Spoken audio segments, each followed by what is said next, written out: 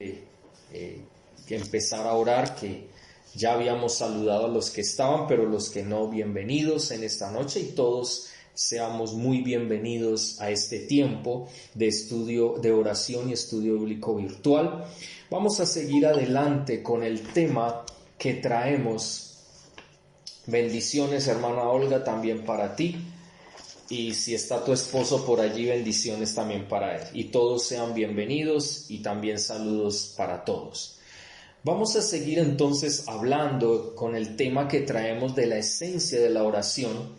Y la última vez que estuvimos hablando, estuvimos mencionando en el cuarto punto de no habéis podido velar una hora conmigo, tan siquiera una hora conmigo. Y estamos hablando de ese término conmigo y hablábamos de que es una relación de intimidad, es una relación de clamor.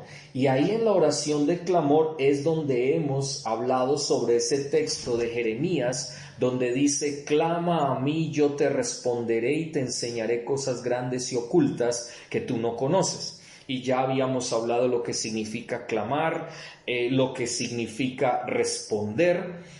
También hablábamos sobre y te enseñaré, ya sabemos también qué significa ese término. Hablábamos que ese término significaba informar a alguien algo que es de crucial importancia para el destinatario, o sea, para aquella persona que va a recibir el mensaje.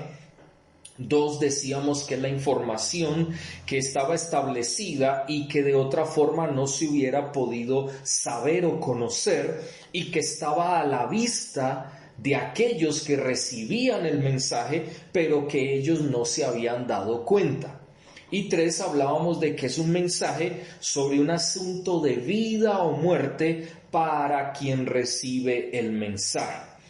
Entonces quedábamos muy claros en ese sentido, y hablábamos también sobre las grandes cosas que dice: y te enseñaré cosas grandes y ocultas.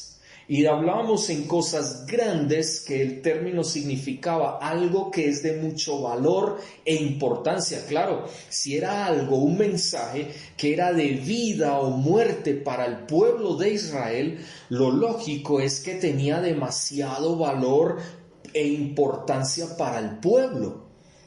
Y nosotros, cuando recibimos el mensaje de Dios, porque yo creo que nosotros cada día debemos clamar y pedirle a Dios que hable a nuestros corazones, y cada vez que hable a nuestros corazones va a ser un mensaje de vida o muerte. De vida, porque obviamente toda palabra que sale de la boca de Dios es para vida, pero también es para muerte si nosotros no obedecemos a esa palabra que el Señor nos está dando. Porque obviamente Él nos da una palabra es para que le prestemos atención, y recordemos que bíblicamente para los hebreos el término, y para los griegos cuando se tradujo la palabra de Dios, el término que dice: el que tiene oídos para oír, oiga.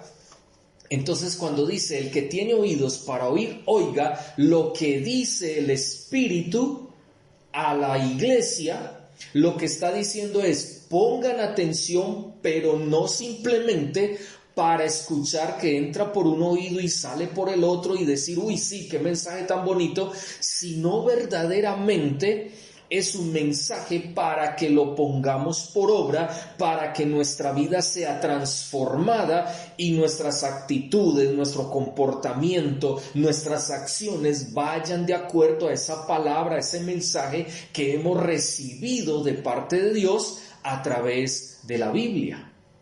Entonces es muy claro el texto, es muy claro lo que el Señor nos está queriendo decir en esta noche.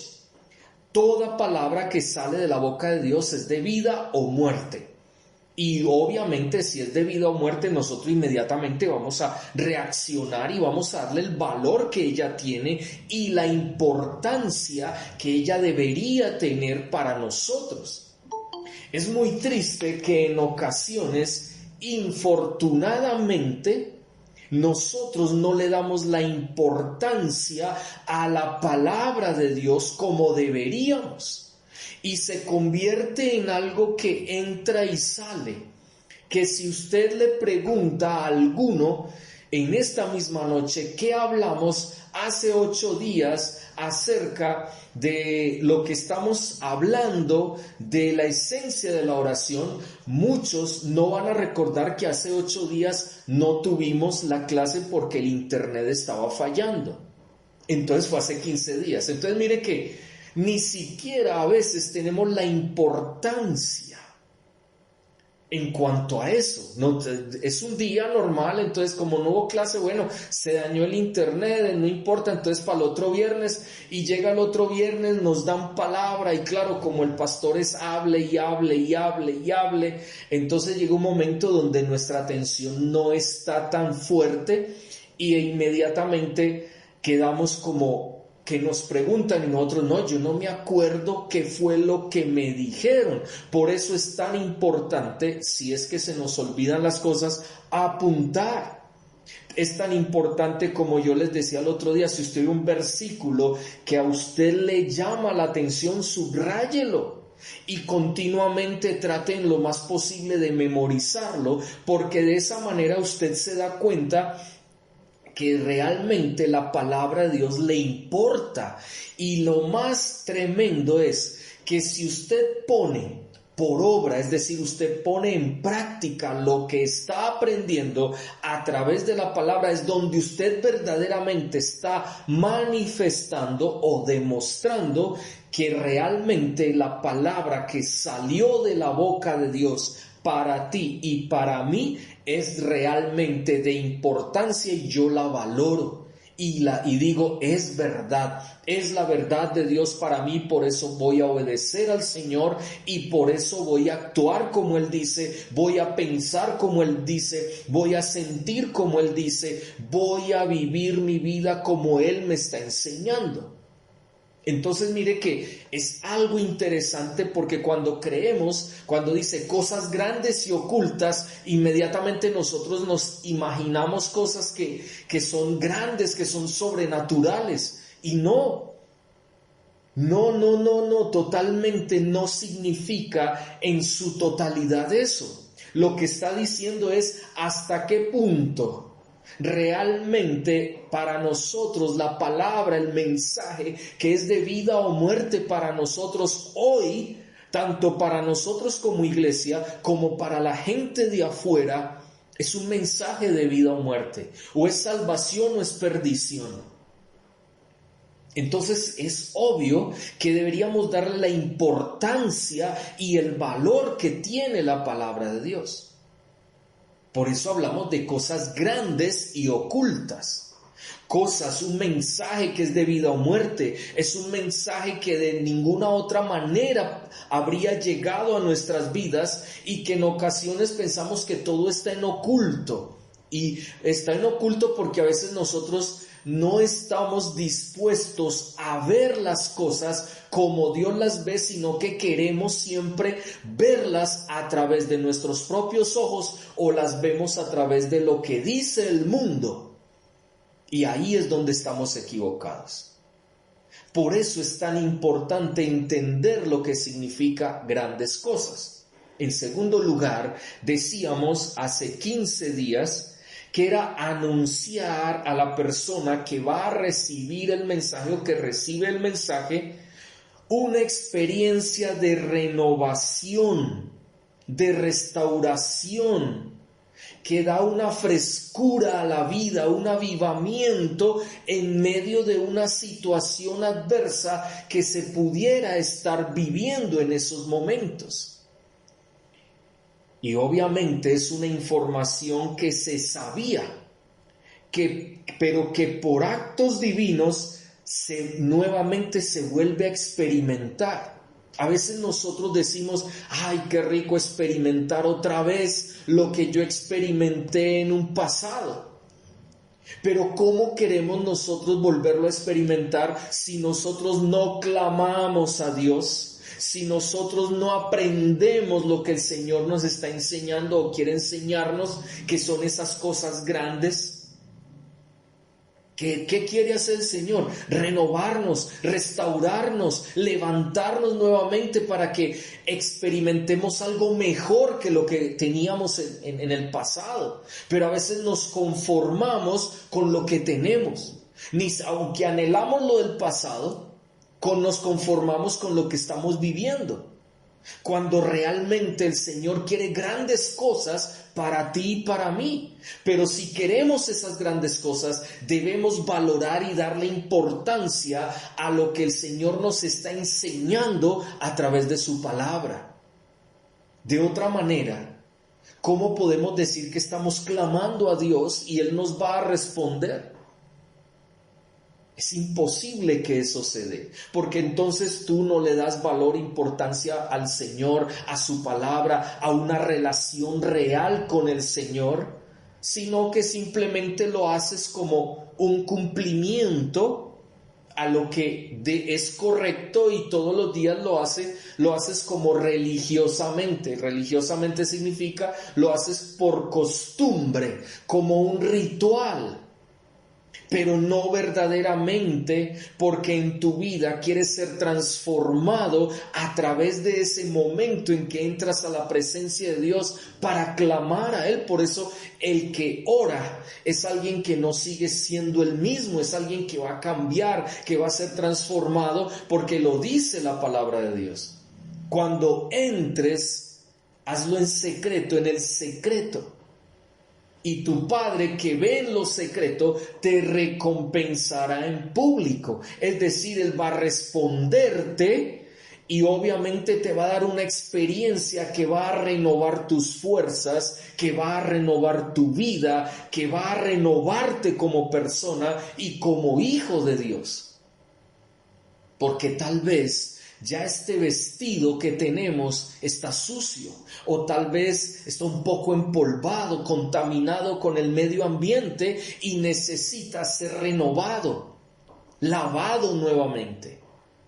Por eso es clave para nosotros tener presente esto que estamos hablando. Y obviamente mencionábamos Isaías, vamos a Isaías capítulo 12. Allí en tu Biblia, en tu casa, en tu hogar, en el trabajo, donde estés, capítulo 12, versículo 6, mire lo que dice.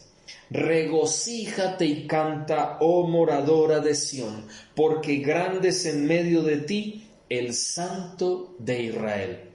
Dios es grande y Él quiere hacer cosas grandes, por eso dice, y te enseñaré cosas grandes.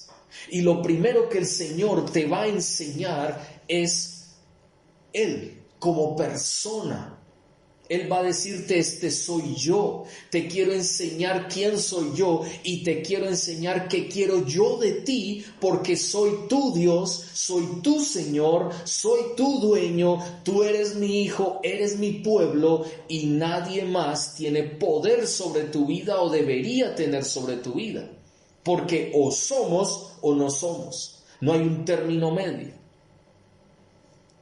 Cuando vemos esa realidad, entendemos claramente lo que el Señor nos enseña acerca de esas cosas grandes. Sí, es verdad que a veces el Señor nos enseña cosas extraordinarias que tú y yo quedamos como, uy, qué bonito, yo eso nunca lo había vivido, qué experiencia tan bonita en el Señor, cosas sobrenaturales.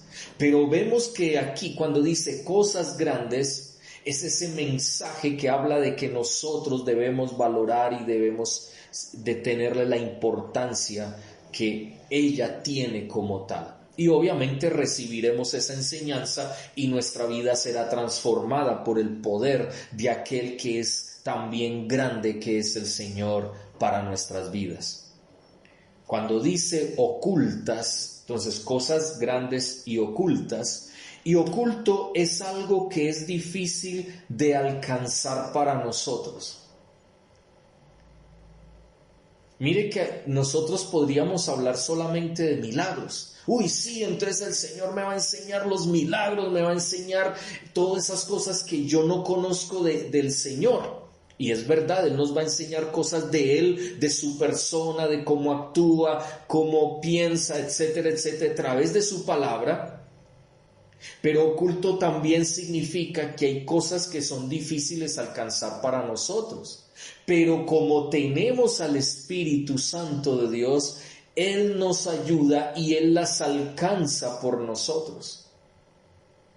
Y eso es muy claro en su palabra. A veces nosotros estamos en medio de circunstancias difíciles como estaba el pueblo de Israel en ese momento. Por eso Él le decía a Jeremías: clama a mí y yo te responderé, y vas a alcanzar las cosas difíciles para ti por medio de mí, porque yo las voy a alcanzar por ti. Entonces, cuando tú quieres vivir una vida renovada en el Señor, tú no la puedes alcanzar por ti mismo, ni yo la puedo alcanzar por mí mismo. Yo necesito del poder del Espíritu Santo para alcanzar algo que es difícil, para alcanzar dejar un pecado que es difícil para alguno. Si hay un pecado en tu corazón, en tu vida, y tú has tratado de dejarlo, pero ha sido difícil de alcanzarlo, obviamente ese algo oculto que hay en tu corazón, a través del Espíritu Santo que te capacita para poder dejar el pecado, morir a tu carnalidad, es el Señor el que lo va a ayudar a alcanzar, y Él lo va a alcanzar por ti, porque de hecho Él ya murió en la cruz del Calvario por tus pecados, por mis pecados, y hemos vencido en Él, como hemos hablado los miércoles.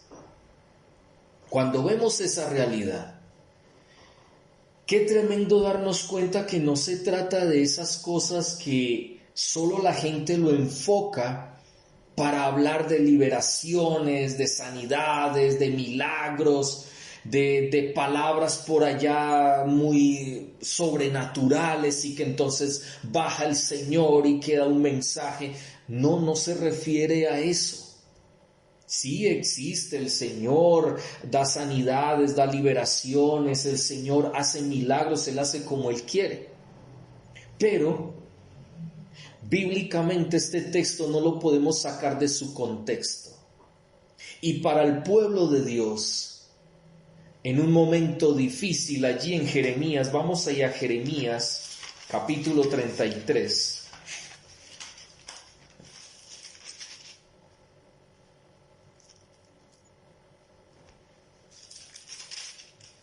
Si ustedes notan,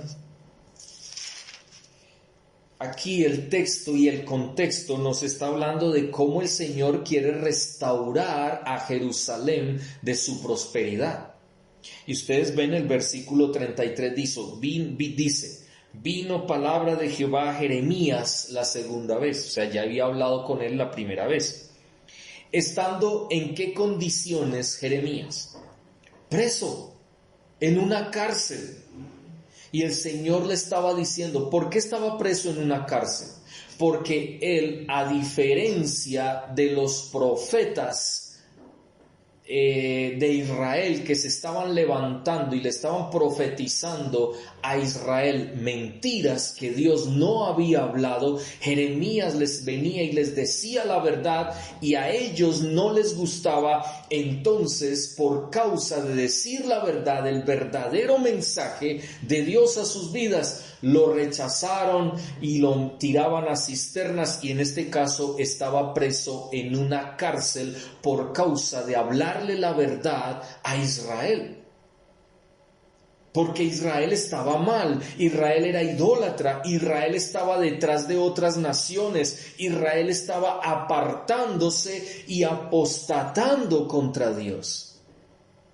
Entonces, obviamente, Dios le da un mensaje a Jeremías donde le dice: mira, Jeremías, yo quiero restaurar a mi pueblo, quiero sanar a mi pueblo, quiero renovar a mi pueblo. Y mire lo que sigue diciendo: así ha dicho Jehová, que hizo la tierra, Jehová que la formó para afirmarla, Jehová es su nombre.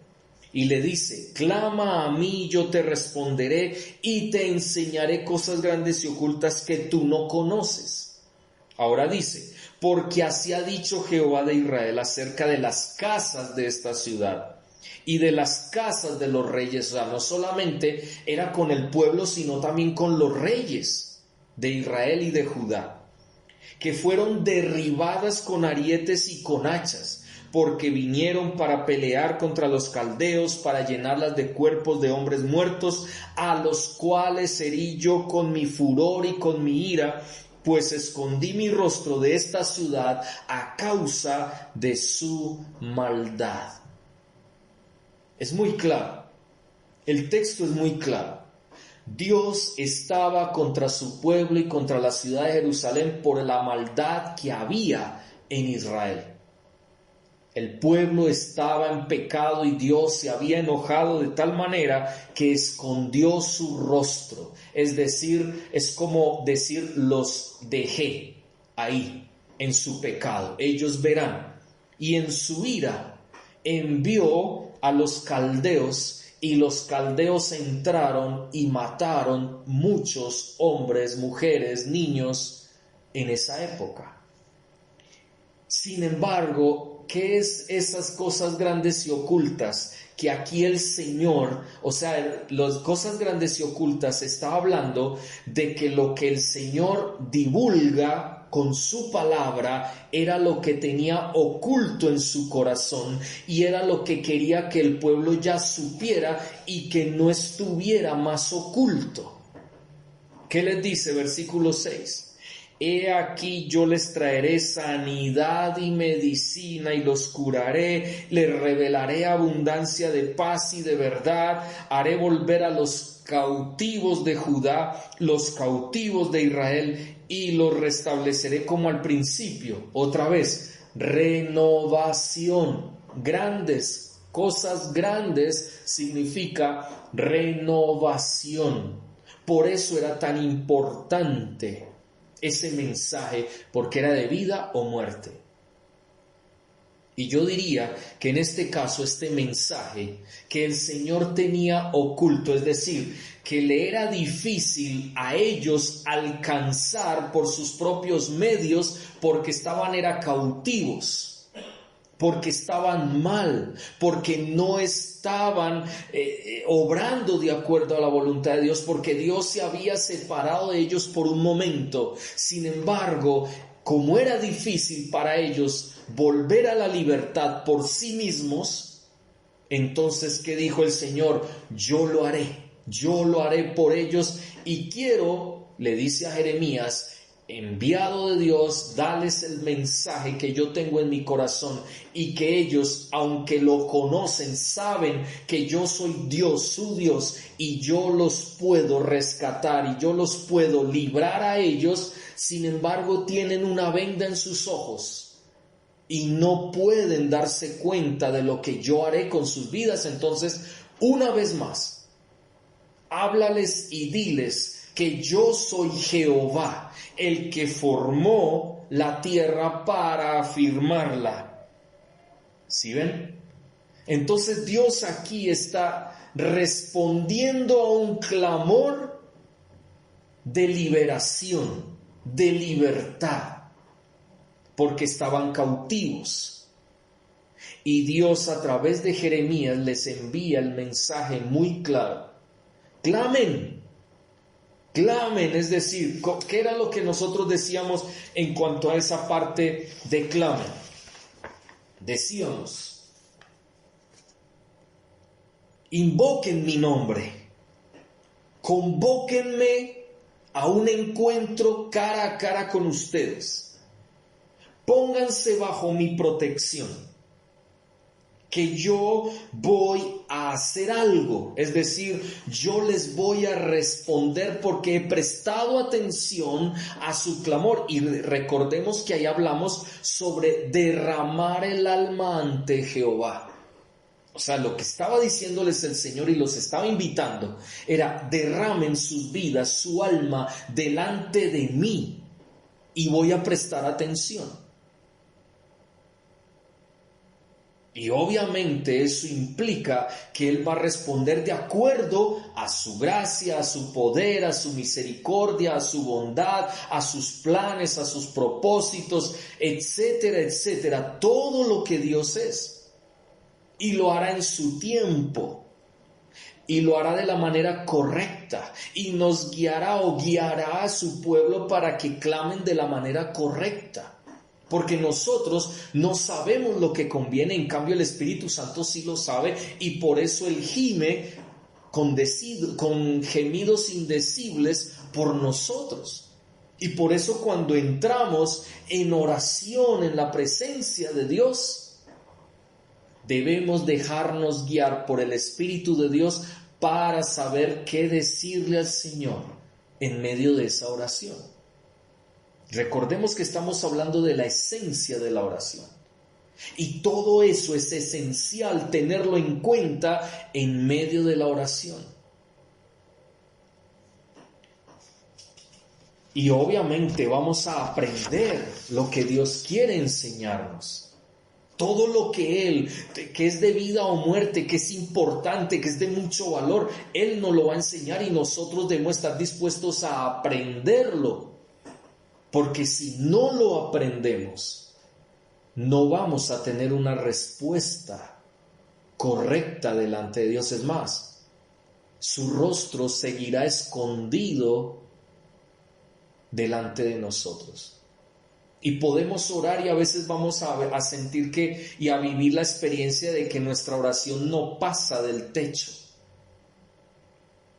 Pero cuando nosotros somos sencillos, humildes, como decíamos en cuanto al hecho de derramar el alma, que decíamos que ser humilde, sencillo, reconociendo que Él es Dios, desnudar nuestro corazón ante Él, convertirlo a Él en lo más importante para nuestra vida, entregar todo nuestro ser a Él para unirnos a Él y su propósito, su plan, su voluntad, ser conscientes de lo que se dice, se pide y se hace en nuestras vidas.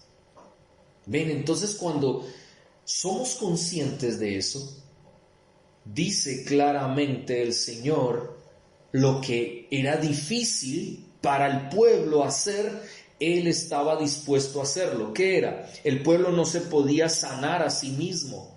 El pueblo no podía tener medicina para lo que ellos estaban viviendo.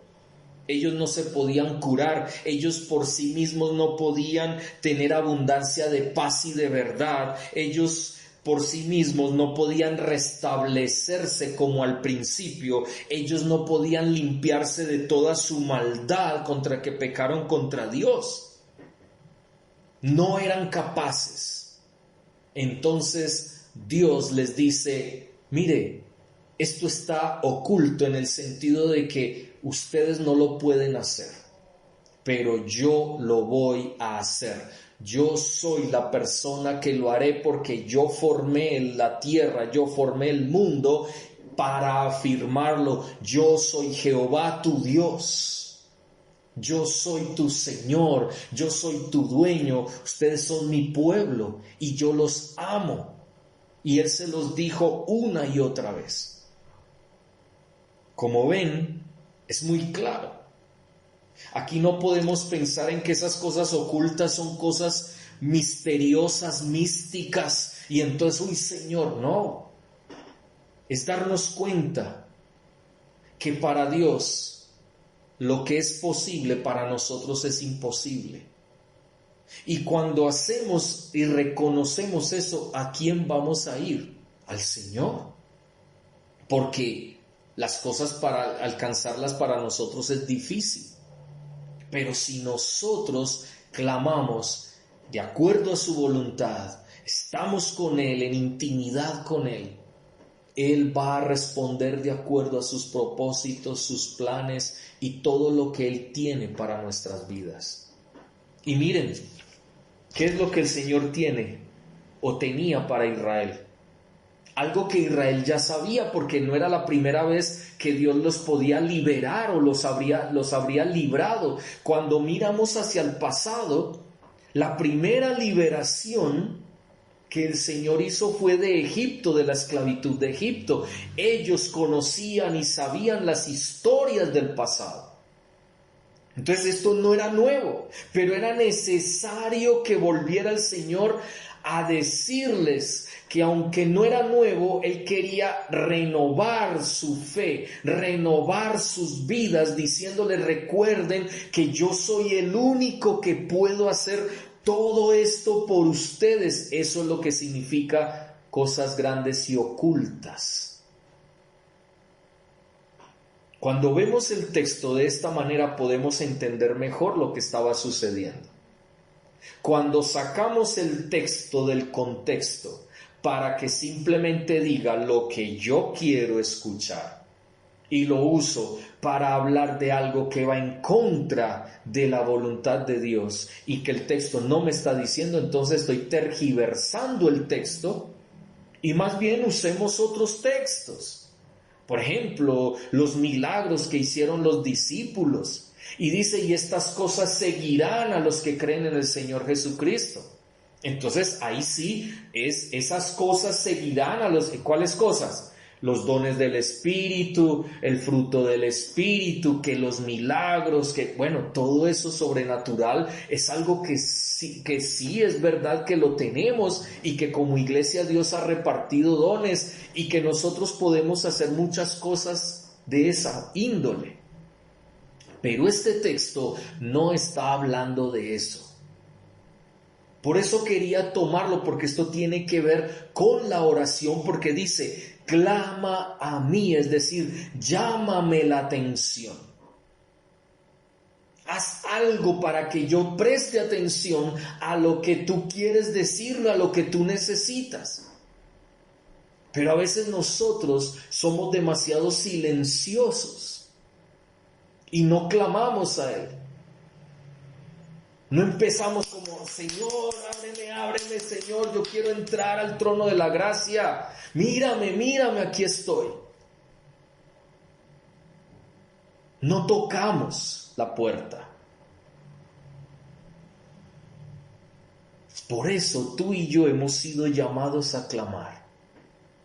Porque Él quiere respondernos. Él quiere enseñarnos. Él quiere mostrarnos lo que Él va a hacer, esa renovación, y que entendamos que para nosotros Él, su palabra, deben ser lo más importante y el valor más grande que tenga para nuestras vidas. Nuestra relación con Él es lo más importante. Sin una relación con Él no podríamos vivir realmente. El Señor es muy claro en su palabra.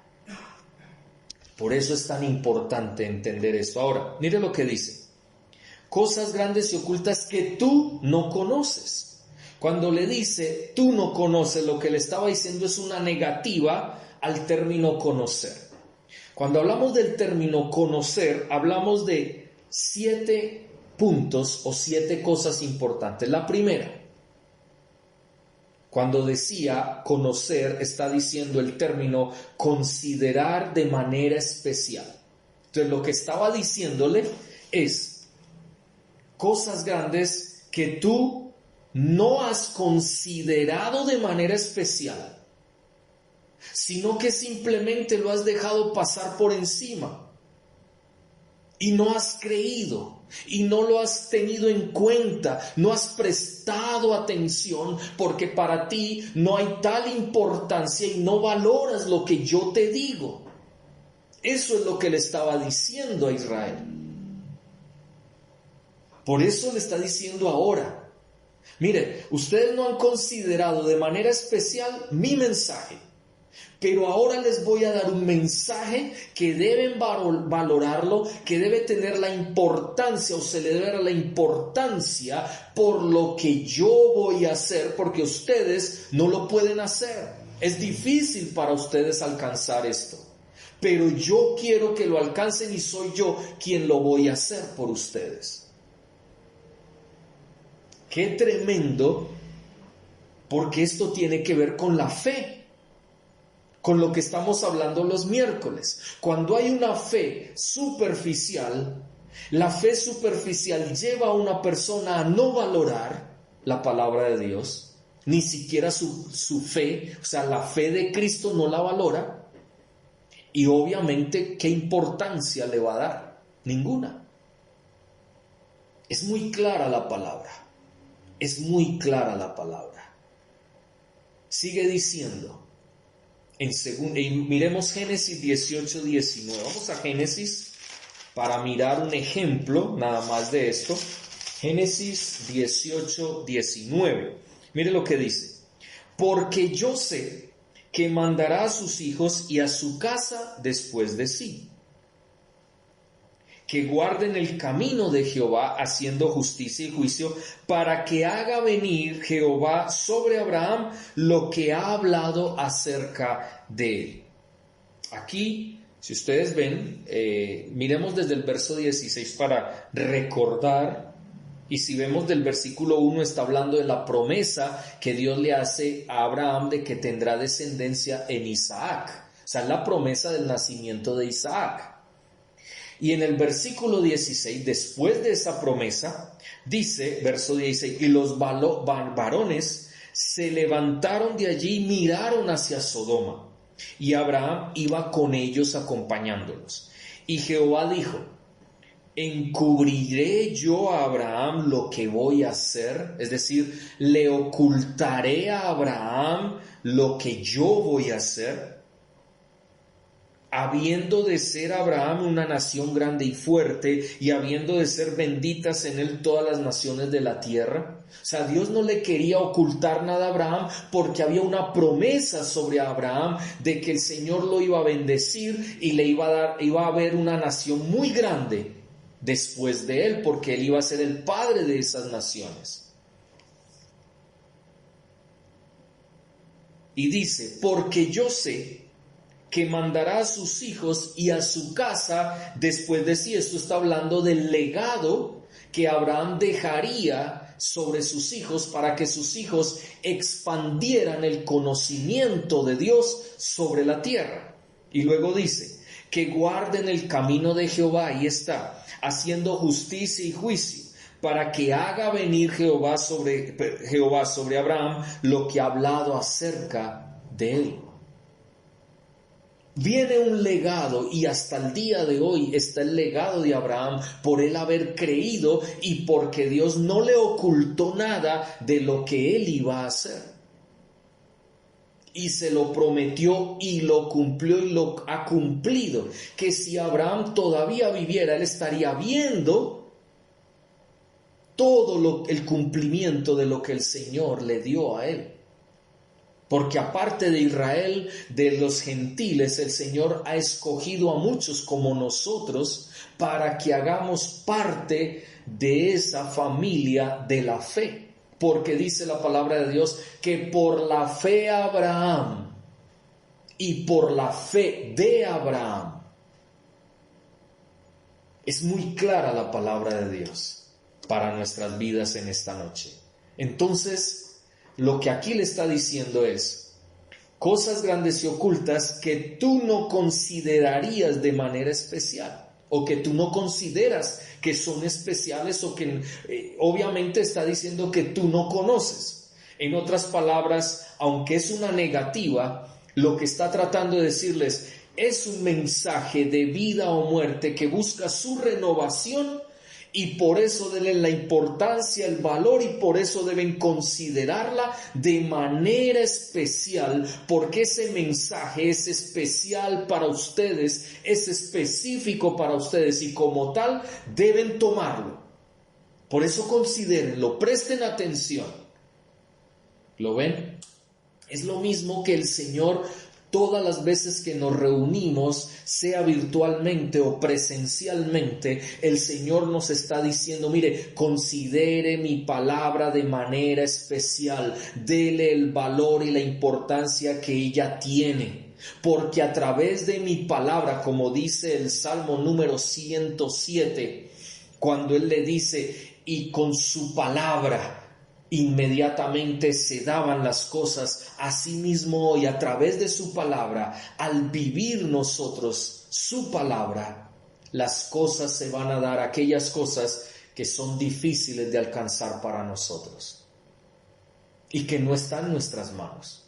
El problema que tenemos es que tú y yo nos creemos lo suficientemente capaces Y lo que decimos, mal dicho, es que Dios nos dio inteligencia para nosotros ocuparnos de nuestras cosas acá. Sí, Dios nos dio inteligencia, es verdad.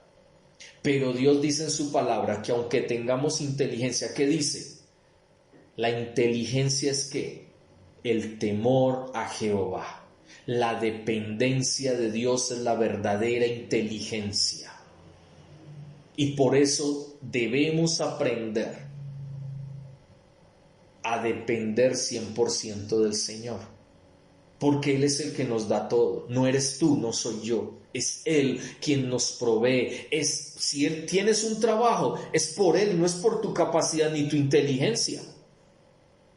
Es porque Dios quiso darte ese trabajo, porque Él puso a alguien, tocó el corazón de una persona para que te contratara. Pero no es por tus capacidades. Sí, te dio capacidades para que puedas ejercer eso que Dios te dio, es decir, ese empleo que te dio. Y esas capacidades las pone por obra para poder rendir en ese empleo, en ese trabajo que tienes. Pero quien te dio el empleo fue el Señor. Y así como te lo dio, si tú no aprendes la lección, la enseñanza que Dios quiere darte, en un momento y en un abrir y cerrar de ojos, el Señor te puede dejar sin empleo. Por eso hay que tener cuidado lo que decimos, lo que hay en nuestro corazón, porque no solamente puede ser decirlo, porque a veces lo pensamos, a veces lo tenemos en nuestro corazón. O no nos hemos dado cuenta, o nos damos cuenta, pero no nos interesa, porque lo que diga el Señor no importa, no lo valoramos, no importa si Él me quiera renovar, aunque sea difícil, pero yo lo voy a alcanzar por mis propios medios, porque Dios me dio inteligencia. Cuidado. Mucho cuidado. La inteligencia viene de Dios, sí, pero no para que la uses a tu manera, ni para que creas que eres tú, sino para que recuerdes que debes depender y debemos depender del Señor, no de lo que Él nos ha dado. Qué interesante darnos cuenta en nuestra vida lo que significa conocer en este contexto. En segundo lugar, otra de las cosas que significa el término conocer es tener experticia en algo. Cuando hablamos experticia, quiere decir una persona experta. Y si nosotros vamos a mirar, nosotros no somos tan expertos en muchas cosas, o diríamos en nada.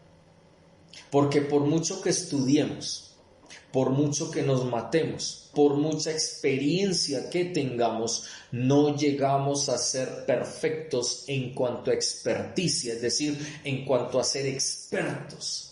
Porque cada día tenemos que aprender, cada día nos deben enseñar y nosotros tomar lo que aprendemos y ponerlo por obra. Porque no somos productos acabados. Somos personas que necesitamos comprender que debemos ser enseñables. El día que dejemos de ser enseñables, ese día nos ha tomado en nuestro corazón y en nuestra vida la altivez y el orgullo, y vamos a creer que somos suficientes en lo que hacemos. Si yo fuera experto en teología, yo ya me hubiera ido para el cielo.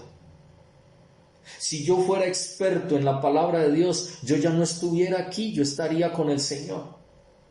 Pero yo tengo que venir a estudiar, tengo que venir y decirle al Señor, enséñame, y tener ese corazón enseñable para que su palabra llegue a mi vida, me transforme y poderles transmitir a ustedes un mensaje de transformación, un mensaje de vida.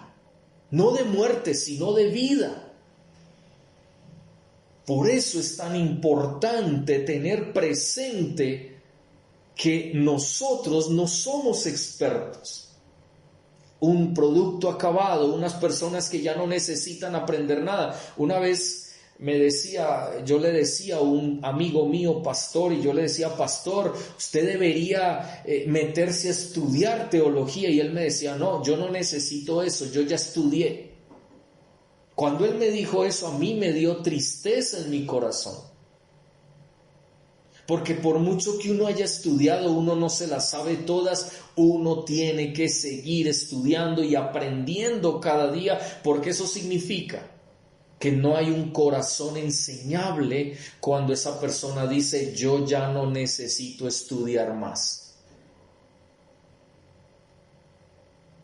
Eso es algo delicado, es algo que debería movernos nuestro corazón y entender que no somos expertos. Por eso aquí el texto cuando dice, y te enseñaré cosas grandes y ocultas, es decir, cosas que yo quiero hacer, pero que tú no has considerado de manera especial, no eres experto en eso, en librarte a ti mismo, no puedes hacerlo porque eso depende de mí, no puedes sanarte a ti mismo como pueblo, no puedes liberarte a ti mismo como pueblo, no puedes limpiar tus pecados por ti mismo. Soy yo quien lo puedo hacer y por eso yo te lo quiero enseñar. Por eso te vengo a traer un mensaje y te vengo a decir que yo te voy a enseñar, yo te quiero renovar, yo quiero levantarte nuevamente. Eso es lo que el Señor está diciendo en este texto. Y si uno se pone a mirar y el pueblo de Israel, uno diría, eso no es nada nuevo, si ese es Dios, ese es su poder, mire la historia y Él ha hecho miles de cosas por su pueblo y aún todavía las sigue haciendo. Sí, pero infortunadamente cada vez que pasan los años, nosotros tenemos la tendencia a olvidar lo que Dios ha hecho por nosotros. Y por eso Él tiene que volver nuevamente a sacar lo que ocultamos o aquello que de pronto nosotros olvidamos y que está oculto. Entonces Él tiene que volver a decirle, mire, es que soy yo, no eres tú. Soy yo tu salvador, soy yo tu sanador, soy yo el que te quiere perdonar. Tú no te puedes perdonar a ti mismo porque tú no eres Dios. Interesante esto que estamos hablando en esta noche. Miremos Génesis 25, versículo 27.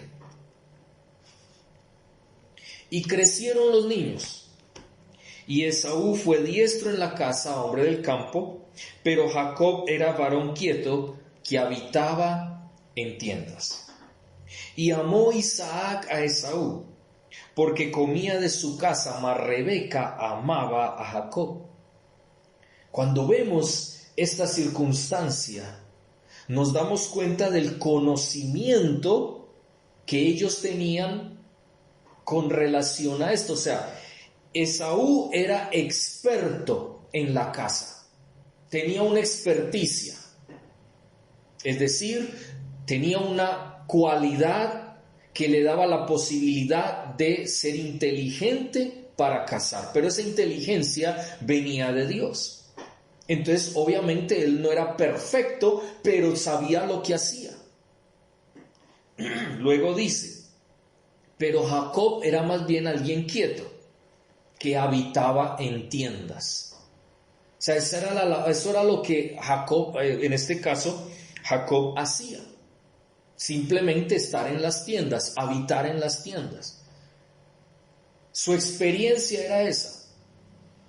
Pero si nosotros seguimos viendo a Jacob más adelante, nos damos cuenta que Jacob tuvo una experticia no buena. Es decir, tuvo una sagacidad de tal manera que él mentía y engañaba tan fácilmente que todo el mundo creía lo que él decía, lo que él hacía. Luego fue que su carácter fue transformado cuando se encontró cara a cara con el Señor y su vida cambió.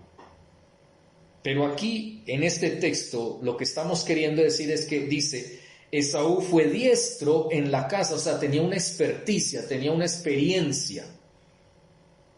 Pero a pesar de tener esa experiencia, no era un perfecto experto en las cosas. ¿Por qué? Porque mire lo que hizo Jacob con Esaú, lo engañó.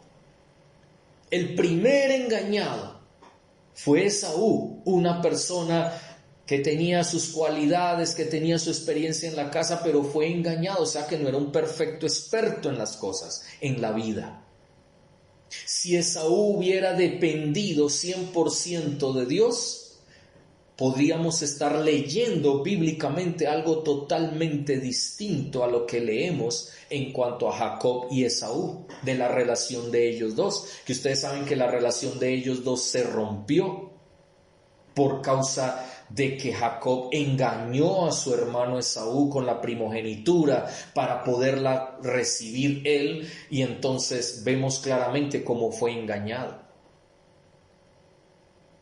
Por eso dice cosas grandes y ocultas, es decir, quiero renovarte, cosas importantes son las que tengo para ti, que son difíciles de alcanzar por tus propios medios, pero que tú no has considerado de manera especial y de las cuales tú no tienes esa experticia que se necesita. Por eso el Señor les dijo, ahí vamos nuevamente a Jeremías y con eso terminamos en esta noche.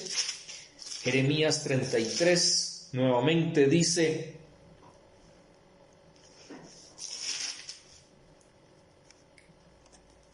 he aquí yo les traeré sanidad, medicina. Los curaré, les revelaré abundancia de paz de verdad. Haré volver los cautivos de Judá y los cautivos de Israel los restableceré como al principio. Los limpiaré de toda su maldad con que pecaron contra mí y perdonaré todos sus pecados con que contra mí pecaron y que contra mí se rebelaron. Y sigue diciendo, y me serán a mí por nombre de gozo, de alabanza, de gloria entre todas las naciones de la tierra que habrán oído todo el bien que yo les hago, y temerán y temblarán de todo el bien y de toda la paz que yo les haré. ¿Quién puede hacer eso? Solo Dios. Nosotros o el pueblo de Israel no podía hacer eso, por eso el Señor le dice, clamen, derramen su corazón delante de mí y yo les voy a responder. Y mi respuesta es que yo les voy a dar un mensaje para que aprendan una lección de vida y para que aprendan a valorar, a darle la importancia que tiene mi palabra, porque mi palabra, cuando yo la cumpla, ustedes verán toda la paz, toda la verdad, toda la justicia, todo lo que yo haré con ustedes. Eso era lo que les estaba diciendo. Entonces es muy claro el texto. ¿Pero qué debían hacer? Clamar a Él, orar a Él, intimar con Él, llamarle la atención a Él y decirle, Señor, aquí estoy. Aquí estoy. Y entonces con humildad de corazón, con un corazón contrito y humillado, como dice el salmista, que Él no lo desprecia, es la manera en que debemos acercarnos a Él, porque reconocemos que somos polvo y que Él es Dios. Por eso no podemos acercarnos a Él con orgullo, no podemos acercarnos con Él con altivez, sino con sencillez de corazón. Y como todo lo que hemos dicho y esas características que hemos hablado cuando hablábamos sobre derramar el corazón. En esta noche tengamos presente eso. Con la ayuda del Señor, la próxima semana seguiremos con los otros puntos que debemos tener en cuenta en cuanto a ese término conocer, que el Señor nos está hablando en este texto. Vamos a orar en esta noche.